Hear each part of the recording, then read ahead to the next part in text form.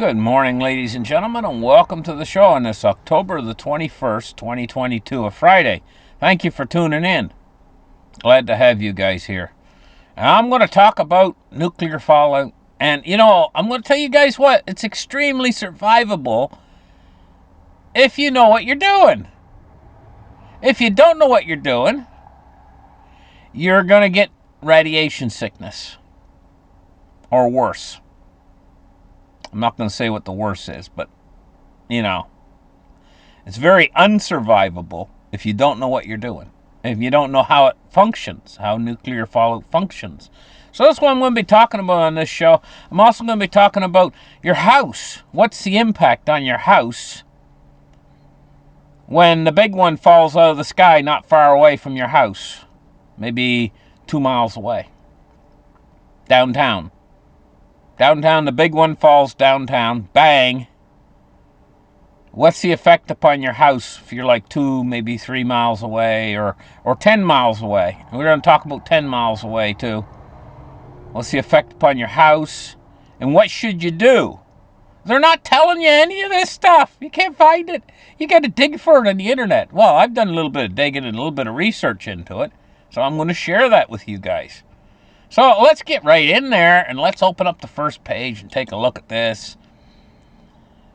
This is what happens, not with the explosion. This is what happens with the fallout. It travels in the wind from the explosion. And you can see as it travels further out, it starts to get weaker. It can travel up to 70 miles away from where the explosion is with the wind. Okay? So that's what the nuclear fallout does. But what does the explosion do? Well, let's take a look at this. This is what the explosion does. The explosion makes a perfect circle. The fallout doesn't. The fallout travels with the wind in a longer, elongated pattern like this. But the explosion itself, it makes a perfect circle. Damage is in a perfect circle. Everything's in a perfect circle. Now, when it first happens, there's an extremely bright flash of white light. It's white. Okay? It's a flash. The sky lights up. Everything lights up.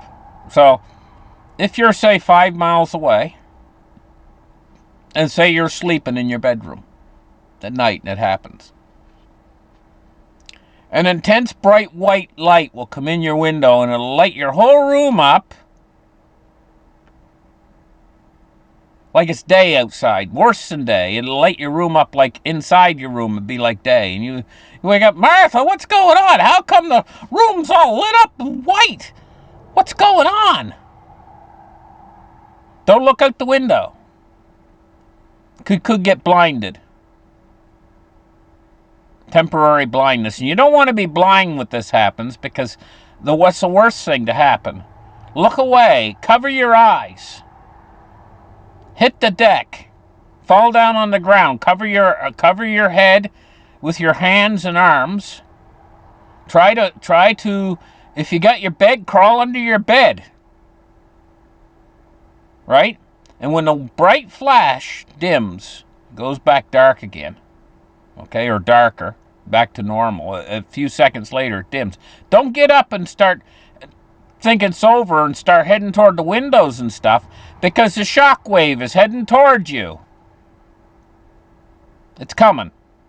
And if you're a substantial distance away, say you're 10 miles away or whatever, that shockwave's going to take a considerable period of time to get to you, but don't underestimate its power.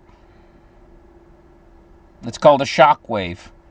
It's a sudden burst of wind. It's not as strong near the center of that burst of wind,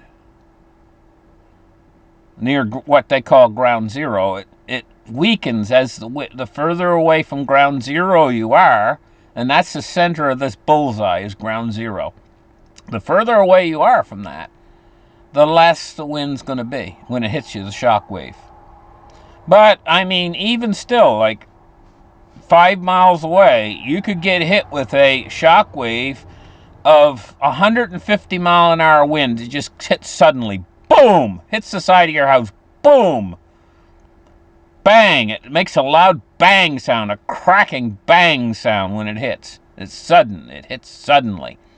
So if you're outside and a shock wave hits and you're standing up, it could actually pick you up and hurl you through the air.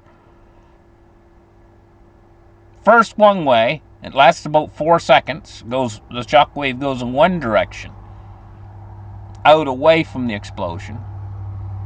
And then it comes back the opposite way, the shock wave, toward the explosion. But the return shock wave is not as powerful as the push. The push is more powerful than the pull, pulling you back toward the explosion. So there's two shock. Oftentimes there's a multiple shock waves. There's a first initial shock wave, which is the strongest. Boom. Then sometimes a few seconds later, a secondary shock wave will hit. Boom again. But that wouldn't be as strong as the initial shock wave. The initial shock wave is the strongest. So, like if you're 10 miles away and the thing blows up, give me a bright, blinding flash. Don't look at it. Get down and stay down. Cover yourself up as best you can. Like if you got a briefcase, put the briefcase, try to get behind the briefcase a little bit to shadow yourself from it as it's coming, as the shock wave's heading toward you. And by staying down, you're got a low center of gravity. Even natural things where if you're walking down the street and it hits, maybe there might be a little ditch there or a little dip in the soil. Look for something like that. Jump in that little ditch or whatever and cover your head and cover your face and stay down. Stay down for the first couple minutes, maybe 2 minutes or 3 minutes. Stay down. Then after the shock waves have hit and it's all over, then you can get up and then you got to act fast. Because now we're going to talk about fallout. Okay? The fallout, the mushroom cloud, the classic mushroom cloud, carries all of this radioactive material up into the atmosphere, which takes about 15 minutes, and then it starts to fall. Fall like invisible rain. It's a very fine powder. It's like you're being dusted with this very fine powder all over everything. If you ever went out in the morning and looked at your car and you see it's got pollen all over it from the trees, the very fine powder, well, that's what this is like. A very fine powder comes down. It comes down over a wide area. And if you're underneath this powder, now this is what's very important and this is what we're going to look at this chart here. This is the powder that comes down. It spreads with the wind. So you can be on one side of the explosion, very close to it.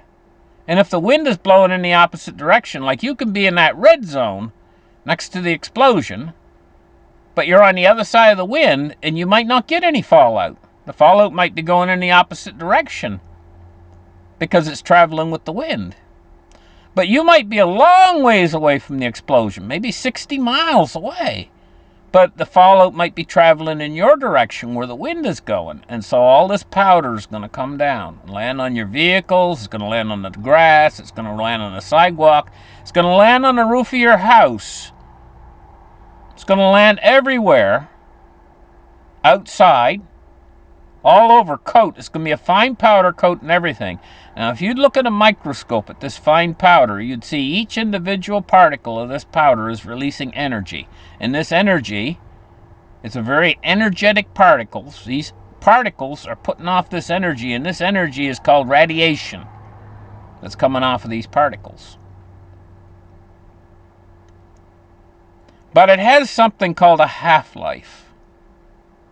It depletes very, very quickly. It means it loses that energy that's coming off of those particles, like dust. That energy is radiating outwards like 2, 3, 4 feet away. And it's radiation. And it depletes very quickly. The particles lose that power very quickly during their half-life.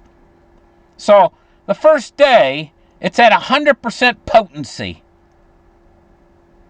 So you're out there, and the first day, the fallouts came down. You can't even see it because it's just a fine powder that's coating everything. And if you didn't take notice, you wouldn't even notice it.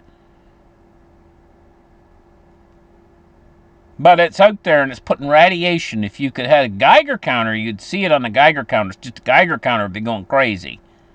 All this fallout all over your cars, all over your walkways, all over your house. It's all over everything. So, first off, you do not want to be outside in that because you're going to be getting full exposure to it. If you do have to, for some reason, say there's a person on the end of your driveway and they've been wounded and you need to take them inside your house. They're out there in the radiation or whatever. Say this is an emergency situation. You're going to have to go out into this fallout. Well, what you want to do is you want to cover your legs with some plastic. Maybe take some garbage bags and put them over your feet so you don't going to get any of the dust on your pants or anything. And put a face mask on or whatever. Probably still have a few around from COVID. Right? And go out there. Go quickly. Because the longer you're exposed, the worse it is for you. And then what you need to do is when you get the person inside, you and yourself, you need to decontaminate, wash yourself, wash the radiation off on the parts that might have touched the ground or anything else.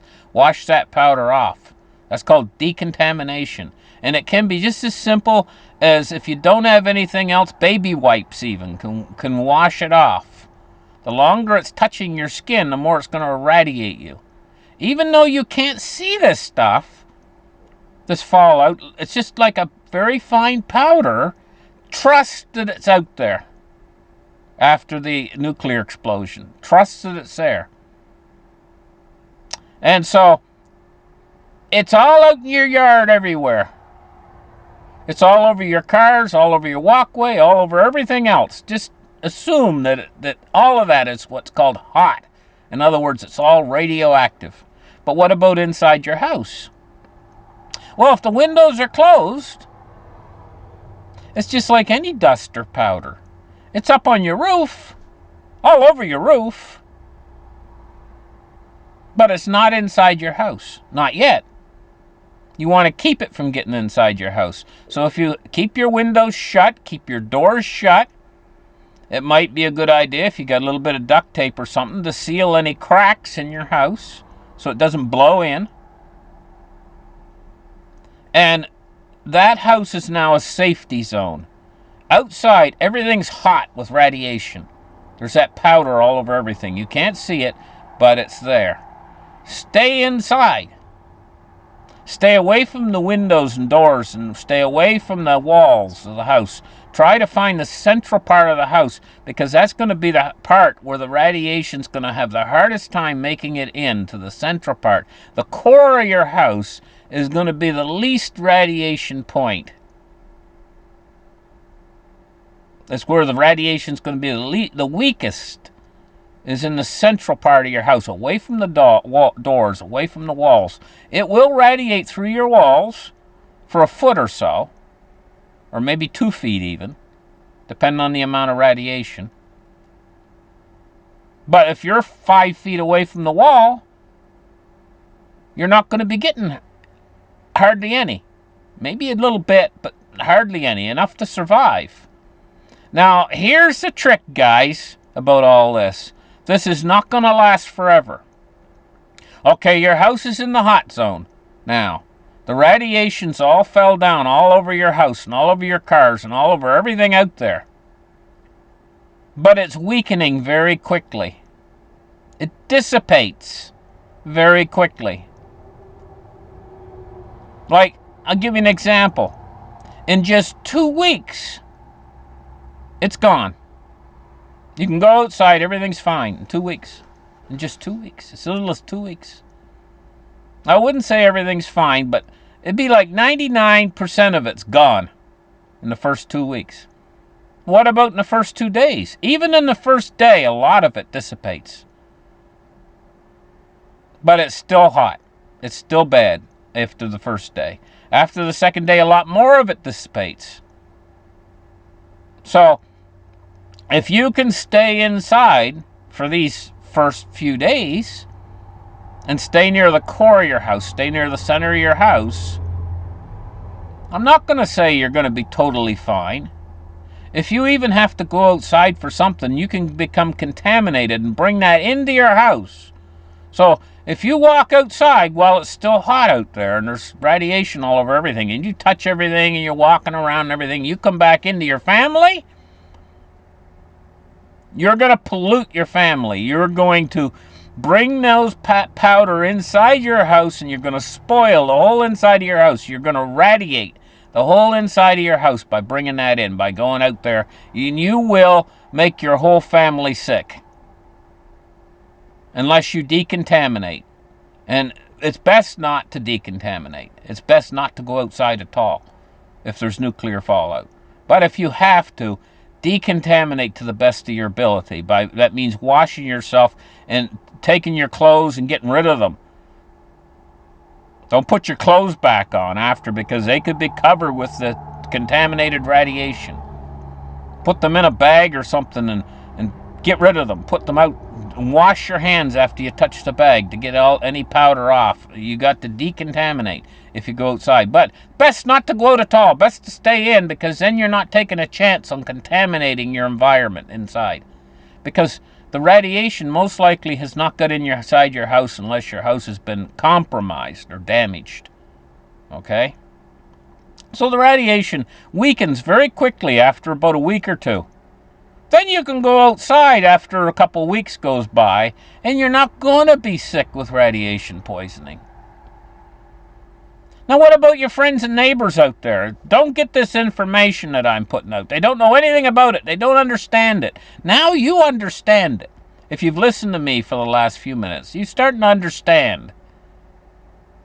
You know? What about your friends and neighbors who don't understand? Well, you know, after the explosion, they're all going to want to see what happened. So they're all going to traipse out of their house, and they're all going to walk toward ground zero. Touching things, looking at things, taking pictures. Right in the fallout, because they don't know. You can't see it. You can't smell it. You don't even know it's there. It's invisible. They're not going to know. Nobody's told them. I'm here, I'm telling you guys. But they don't know. They're going to be walking down the street, trying to see what happened and trying to help people. People might be injured. They're going to be getting that radiation all over them. So what's the end result going to be for them? Well, it's not a good outlook. Not good at all. Because they don't have this knowledge. And that's why I wanted to put this out there for you guys. Because radiation is invisible. But it's governed by certain rules. And if you know what the rules are, it's very survivable. And one of the reasons why it's so survivable, because it dissipates so quickly. It's just a few hours can make all the difference in the world for you and your family. Sheltering in place is extremely important after a nuclear attack. I wanted to let you guys know that. So anyway, let's move on. Let's take a look at the markets today. Silver price today it's up 20 cents. We're looking at $18.84 today for silver. Gold is up $15.10. It's up. So silver and gold are up today. Gold is $16.43. Let's take a look now at cryptocurrency, and cryptocurrency ain't doing that great. 19,058 for Bitcoin and 1285 for Ethereum. Now we're going to check out the Dow Jones Industrial Average. It's up 350 points at 30,684. Now we're going to take a look at oil. Oil today is 84.54. It's up 3 cents. Move index today, and we're looking at 155.61. So the move index has been steadily going up over the last year. We're slowly moving toward instability of the credit markets. Maybe not so slowly, actually. We're probably right on the verge of instability within the credit markets. And they could have a meltdown anytime now, really, And I mean, it's when you're not paying attention. It's when something else is distracting you, like the possibility of nuclear weapons or things like that are distracting you. War may be distracting you. That's when the big financial crisis is going to hit. It always is when you're distracted and you're not paying attention. Take a look at bonds and rates today. Look at these treasury yields. Oh my gosh. Oh my gosh. A 10-year at 4.24 and the US 30-year at 4.31. Can you imagine that? The how high they're getting. Something's going to break, guys. Something's going to break soon. Dollar index today, 112.99. I'm going to tell you guys what. If there is some sort of a nuclear thing, it could be very survivable. It seems like the end of the world, and there's been all this talk about, but the old saying, it's never over until the fat lady sings, and you don't know what's going to happen. Maybe it's not the end of the world. It's always worth, instead of throwing your hands up in the air and giving up and life and everything, it's always worth to hang in there and do your best. And in this case, doing your best amounts to learning how to deal with things like nuclear fallout. I'm going to tell you guys what. You could be 2 miles away from ground zero. And if you know what you're doing, you could get less radiation than somebody who's 100 miles away who doesn't know a damn thing about what they're doing and gets exposed. You could be just 2 miles away from the blast and get much less radiation than somebody who's almost 100 miles away, doesn't know what in the hell they're doing, and gets out there and gets exposed because they don't know what they're doing. And really, the biggest thing is having things that are a shielding between you and the radiation. Space is what I was talking about with you guys, is space being a shielding. In other words, using your house, not getting too close to the walls of your house, allowing that room, that distance between you and the radiation as space. That cannot really be counted as a shielding, but shielding, one of the most effective shieldings for radiation is lead. But you don't have a lead shield, but other things can shield too, but they take more, like just a thin plate of lead can shield you against radiation, but other things can act as shielding too. Things like water acts as a shielding, earth, steel, wood acts as a shielding. An awful lot of things can shield you from radiation. Things that are inside your house. So, like, you could make yourself, in the center of your house, you could make yourself like a little, what the kids in school when you used to go to school, they used to call it a fort or whatever. You could put a table around you. You could make a little place to stay right in the middle of your house and move the furniture in around you and put blankets in over the furniture and stuff. And this all acts as shielding as well. to even reduce the amount of radiation even inside your house. And the longer you can stay in place and stay in that shielded area in the center of your house, the less you're going to get. Because when the nuclear fallout's out there, outside, you can't see it, you can't taste it, you can't smell it, you never know it's there. Other than the only reason you know it's there is because there was a nuclear blast not far from you, and you witnessed that. That's the only thing that's telling you that the radiation is there. You take this precaution even if there is no fallout. You just assume that there's fallout. And you take the precaution for several days, or as long as you can. The longer you can not go outside, the biggest key is sheltering in place and making the best of the situation you have, unless it's untenable. And what I mean by that is, okay, pretend your house has been ruptured in half. Big giant gaping hole in your house. Well, then the radiation's just going to leak right in. You don't want to shelter in place there, because you're going to be sheltering in place in the radiation. That wouldn't be any good if your house is broken in half and there's a giant gaping hole in your house. Then you'd have to decide, hey, can I go to the neighbor's house? Is their house intact? And shelter in place there.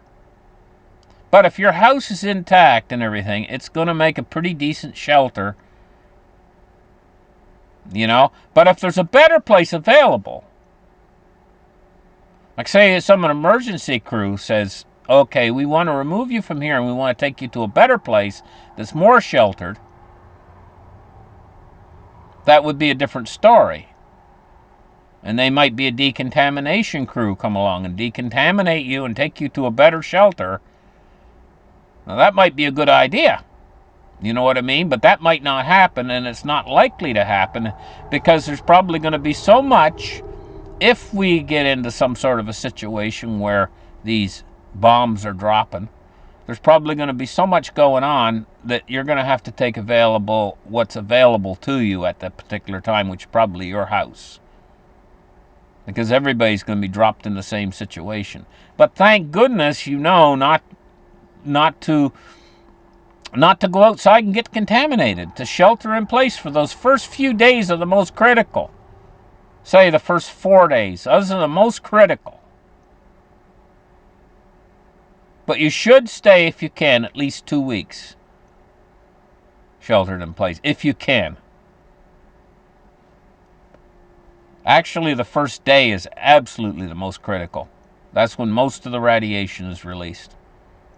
Anyway, I know this has been a serious show, guys, but we're dealing with serious issues in this modern day, and it's all the politicians' fault. I'm just going to say one other thing here, is they built these weapons using our tax-paying dollars. In other words, they made us pay for it. Okay? And they never said to the people, okay, do you want us to build a whole bunch of these super powerful weapons and then use them to blow you up with? I mean, they never asked. We, the people out here, we didn't build them. We didn't want them. And they used our money to build them. They made the decision. And they stockpiled them.